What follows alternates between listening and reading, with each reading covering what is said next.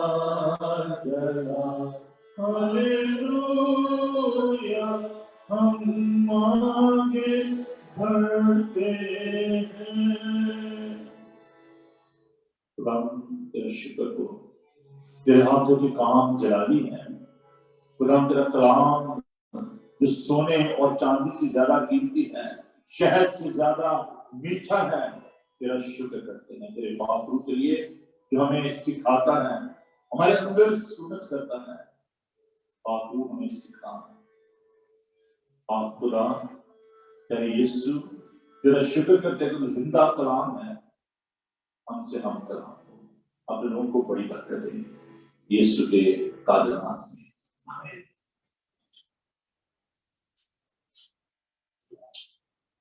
Resurrection,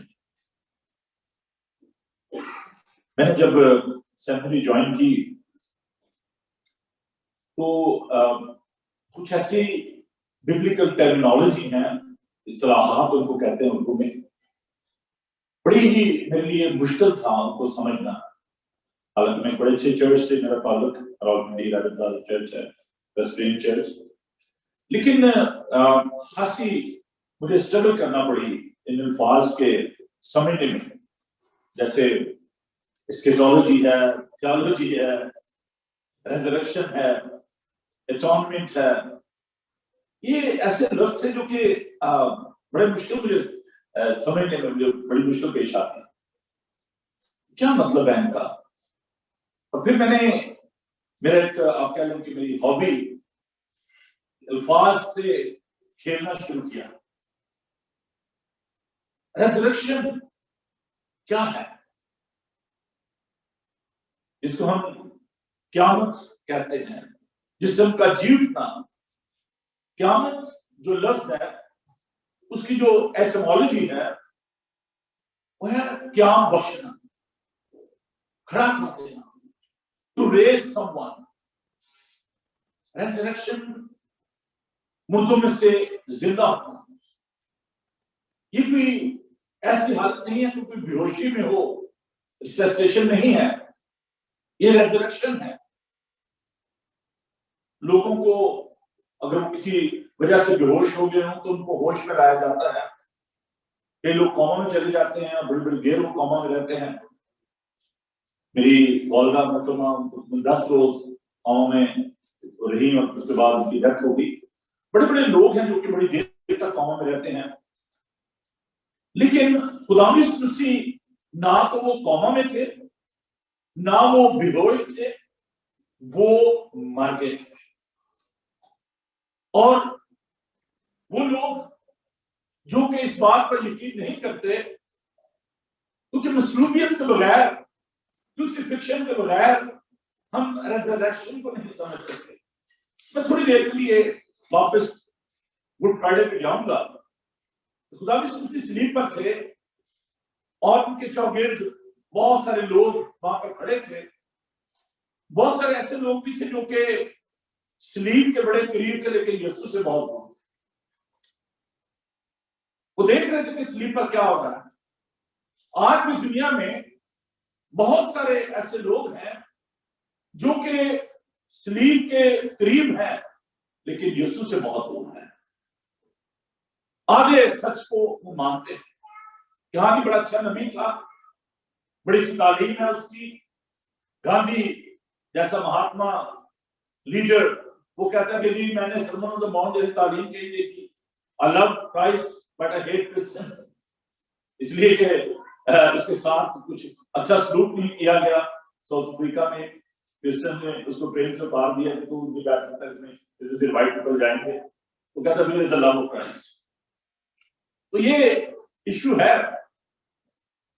خدا یسوع المسیح جب صلیب پر تھے بہت سے لوگ کہتے ہیں وہ مرے نہیں بلکہ بے ہوش ہو گئے تھے. حالانکہ کلام مقدس میں ہم اس بات کو دیکھتے ہیں کہ انہوں نے بلند آواز سے یہ کہا تمام ہوا اور جان دے دی اور کہا کہ باپ اپنی روح تیرے ہاتھوں میں سونپتا ہوں. اور پھر وہاں پر جو صوبیدار تھا, جو سپاہی تھے, انہوں نے دیکھا کہ دشمن تھے جو ان کو مسلوب کرنے کے لیے آئے تھے. وہ کہنے کہ یقیناً یہ خدا کا enemies they were declaring that, not the friends. اگر دوست کہتے تو وہ الگ بات ہوتی, لیکن اس کے دشمنوں نے کہا کہ نہیں یہ جو مر گیا ہے. اور پھر بھی ان کو تسلی نہیں اور انہوں نے پسلی میں نیزہ ڈال کے دیکھا لیکن اس میں خون اور پانی بہنے نکلا. It was a clear evidence that he died on the cross. یہ کوئی فکشن نہیں ہے, یہ کوئی قصہ کہانی نہیں ہے, یہ کوئی جھوٹ نہیں ہے. اور وہ لوگ جو یہ کہتے ہیں کہ خدا یسوع مسیح کسی جگہ اور کو مصلوب کر دیا گیا, وہ خدا کو فریبی ٹھہراتے ہیں. یہ گناہ ہے, یہ بلیسفیمی ہے کہ جو لوگ یہ کہتے ہیں کہ نہیں جی somebody else he was crucified اور خدا نبی کو جو ہے نا وہ اٹھا دیا. عزیزو, اسی طور سے ریزریکشن کے بارے میں وہ لوگ کہتے ہیں کہ وہ بے ہوش ہو گیا اور جب اس کو ہوش آئی تو قبر میں سے بھاگ گیا. یہ بالکل مفوق الفطرت قسم کی باتیں ہیں, ریشنل نہیں ہیں, irrational باتیں ہیں. ایک شخص زخمی ہے, اتنی اس کو ڈی ہائیڈریشن ہو چکی ہے, خون میں لت پت, وہ شخص کیسے بھاگ سکتا ہے؟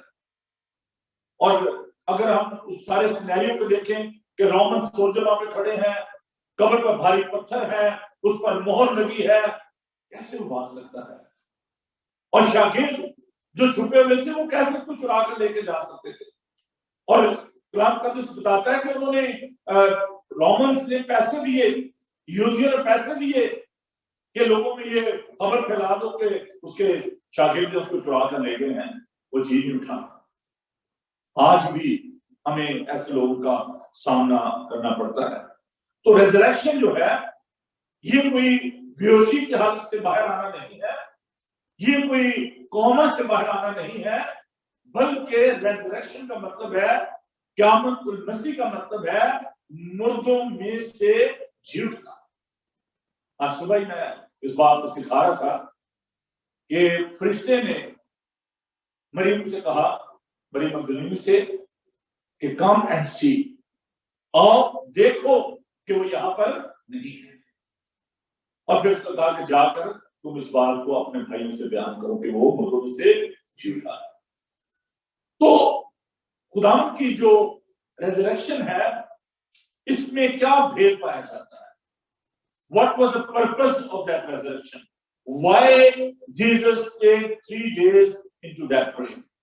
وہ 3 دن کیوں وہاں پر ہے؟ اس کو ختم سے کہتا ہے کہ وہ قیدی روم میں گیا اور وہاں پر اس نے منادی کی اور جو ایمان لائے وہ لوگوں کو اپنے ساتھ لے گیا. بہت سے لوگوں نے اپنے مردوں کو چلتے پھرتے دیکھا. وہ لوگ جو کہ نوح کے زمانے میں آپ کو پتا ہے کہ منادی کی اور نوح نے, اور اس کے بعد طوفان آیا اور جو لوگ ایمان لائے 8 جانے جو ہیں وہ بچ گئے, باقی تمام دنیا ختم ہو گئی.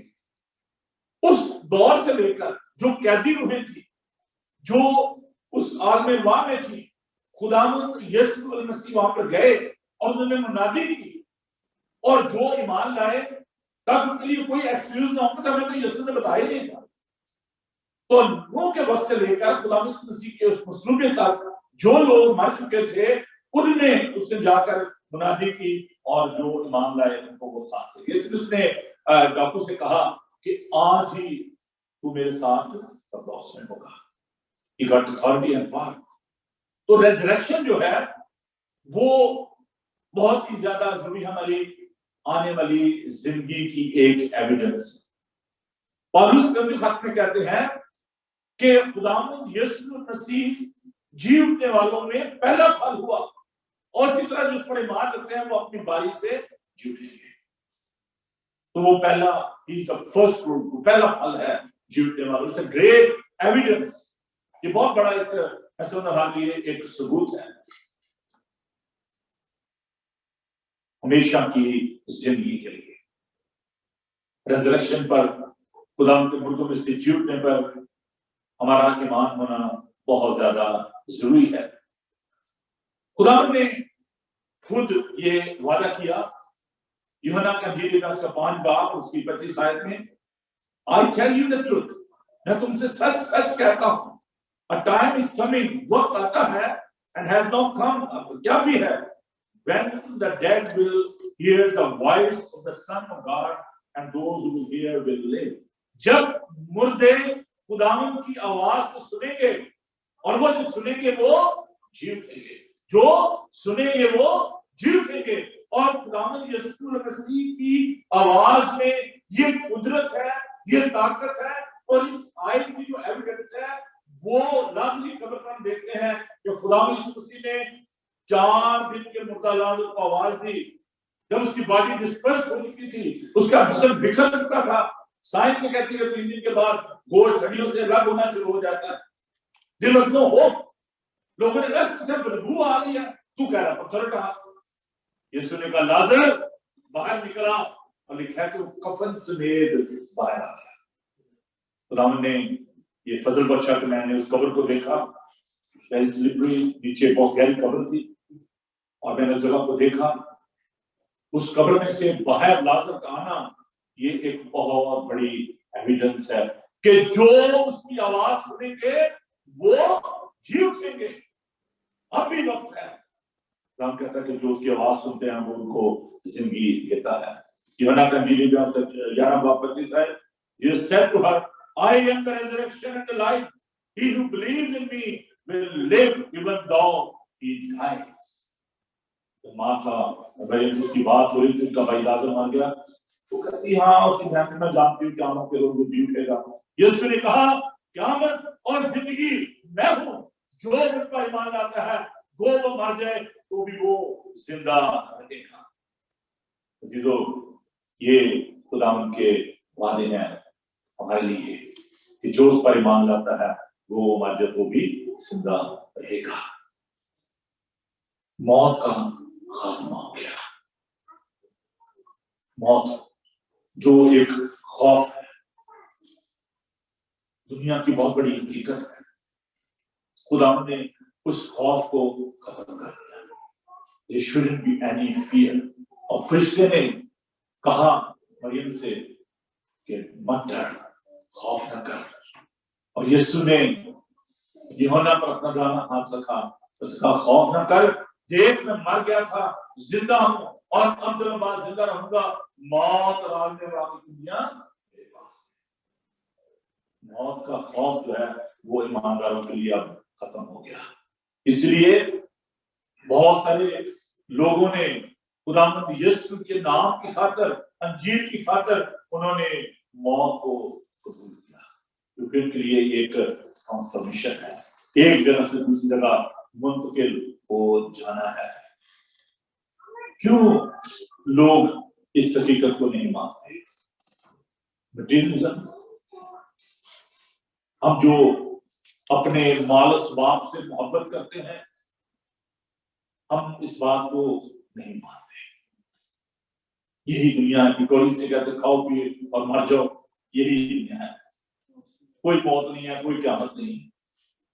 جو مٹیریلسٹک مائنڈیڈ ہیں وہ یہ سوچتے ہیں کہ یہ دنیا ہی سب کچھ ہے, یہ مٹیریلزم, یہ سب کچھ, کوئی قیامت نہیں ہے, کوئی کچھ نہیں ہے, سب کہتے ہیں. یہ انسانی لاجک جو ہے, صدوقی بھی تھے اس وقت, جو ایک فرقہ تھا صدوقی, وہ قیامت امید نہیں کرتے تھے. وہ کہتے ہیں کوئی قیامت والا نہیں ہے. اور اسی لیے ان آپس میں صدوقیوں میں اور جو باقی جو وہاں اس وقت عالم فاضل لوگ تھے ان میں جو ہر وقت یہ بحث چلتی رہتی. لیکن نہ صرف نئے احکاموں میں بلکہ پرانے احکاموں میں بھی ہم اس بات کو دیکھتے ہیں. There is a clear evidence. وہاں پر ہم اس بات کو دیکھتے ہیں کہ ابراہیم کو ہم دیکھتے ہیں تو فقط خدا کی مظلوم نہیں ہوئے, خدا سے مردوں میں سے جی نہیں اٹھے تھے. لیکن ہم دیکھتے ہیں کہ ابراہیم کی بیوی سارا جب مر گئی اس نے پیسے لے کر اور روپے لے کر اس نے گھر کو خریدا, کھیت کو خریدا. اسے کہا کہ میں اپنی بیوی کو دفن کرنا چاہتا ہوں. یوسف نے کہا, وعدہ لیا اپنے بچوں سے کہ جب میں اس ملک میں مر جاؤں تو میری ہڈیوں کو یہاں پر چھوڑ کے نہ جانا. اس کو یقین تھا خدا نے مردہ ہڈیوں کو بھی زندہ کرے گا. اور اس میں 37 باب بہت خوبصورت ہے. وہ وادی جو ہڈیوں سے پر تھی, ان کا کلام کیا گیا, نبوت کی گئی اور وہ ہڈیاں زندہ ہو گئی. خدا نے کہا میرے لوگوں, جب میں تمہاری قبروں کو کھولوں گا تم کو باہر نکالوں گا, تب تم جانو گے کہ میں خدا. عزیزو, خدا یسوع المسیح نے اپنی خدمت کے دوران انہوں نے بیوہ کے بیٹے کو زندہ کیا, لازر کو زندہ کیا, یارس کی بیٹی کو انہوں نے زندہ کیا. اس کا مطلب یہ ہے کہ خداوند یسوع المسیح کے اندر یہ قدرت و طاقت موجود ہے. میں جب آدمی تو میں نے کہا اس بدن میں اور کم کہ کوئی خداوند کے پاس آسمان پر چلا جائے, نو وے. کیونکہ بدن گناہ کے سبب سے مردہ ہے, لیکن روح یسوع مسیح کے سبب سے زندہ ہے. اس بدن میں ہم خداوند کے پاس سے جائیں گے, ہمیں ایک نیا بدن ملے گا. اور روح کہتا ہے کبھی ہمیں آئینے میں دھندلا سے دکھائی دیتا ہے, لیکن پھر ہم روبرو دیکھیں گے. یہ بدن بدل جائے گا, ہمیں ایک نیا بدن ملے گا. جیسے یسوع کے بدن کو ہم دیکھتے ہیں کہ بند کمرے میں شاگرد بیٹھے تھے, دروازہ بند تھا, خدا مسیح کے درمیان وہاں کھڑے ہوئے. اور جب انہوں نے اپنا تعارف کرایا تو توما کہتا کہ میں تو یہ نہیں کرنا چاہتا کہ میں تم کو دیکھنا لوں زخموں کو. اور اس نے کہا کہ دیکھ, روح کے ہڈی اور گوشت نہیں ہوتا. اس نے دیکھا, زخموں کو دیکھا, اس نے کہا کہ تو آئے میرے خدا, آئے میرے خدا.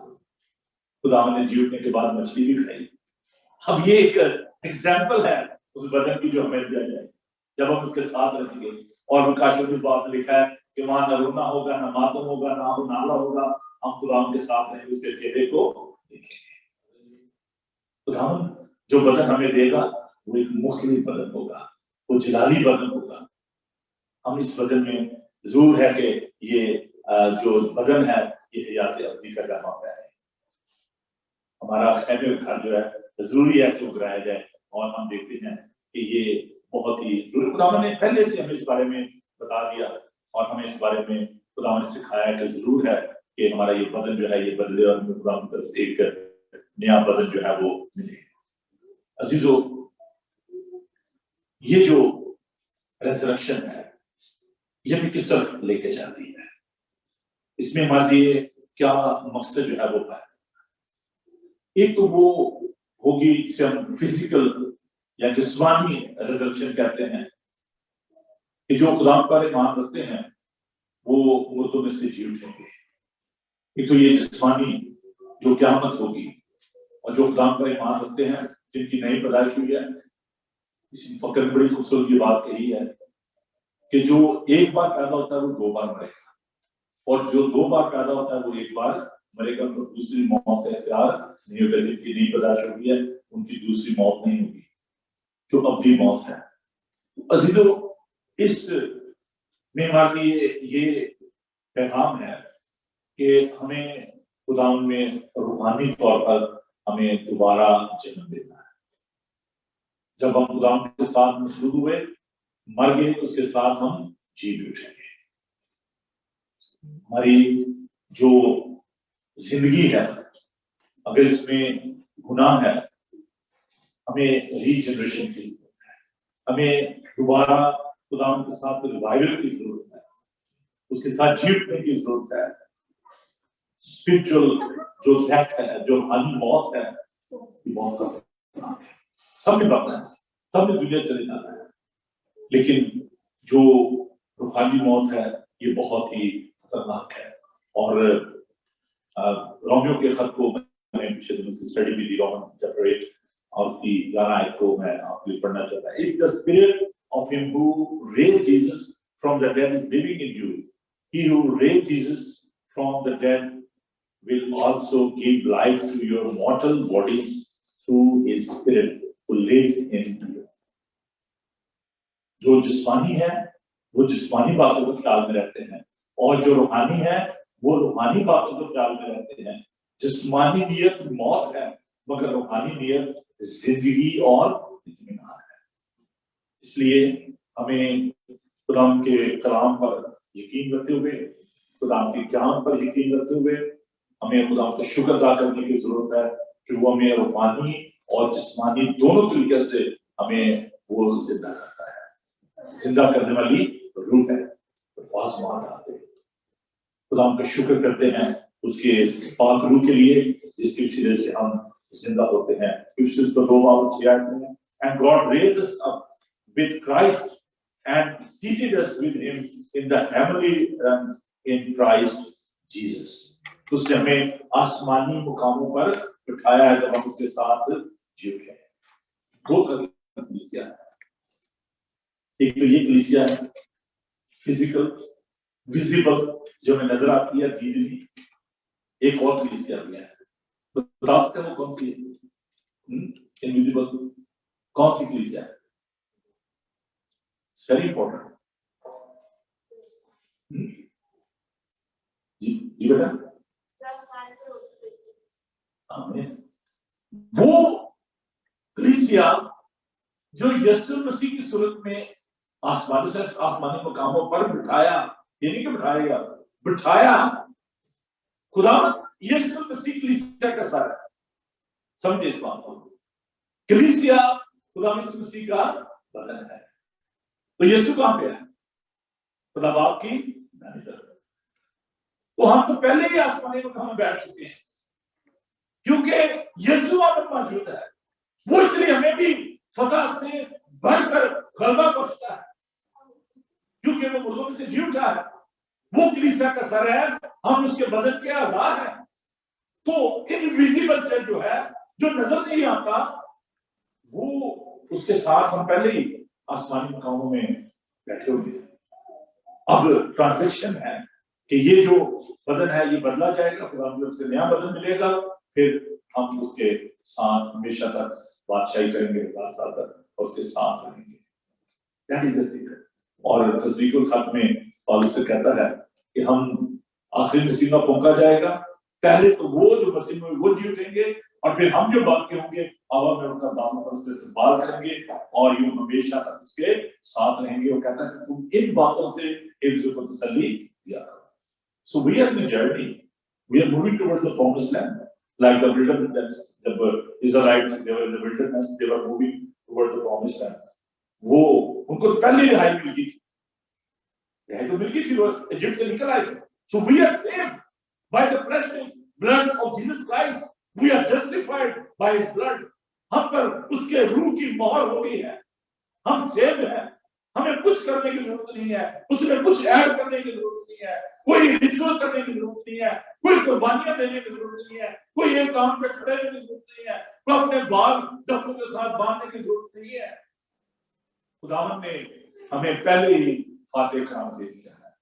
अब हमने जो कुछ खुदावंद ने कर दिया है, हमें उस पर ईमान रखने की जरूरत है। खुदावंद ये चाहता है कि हम उसकी ऊपर हम ईमान रखें।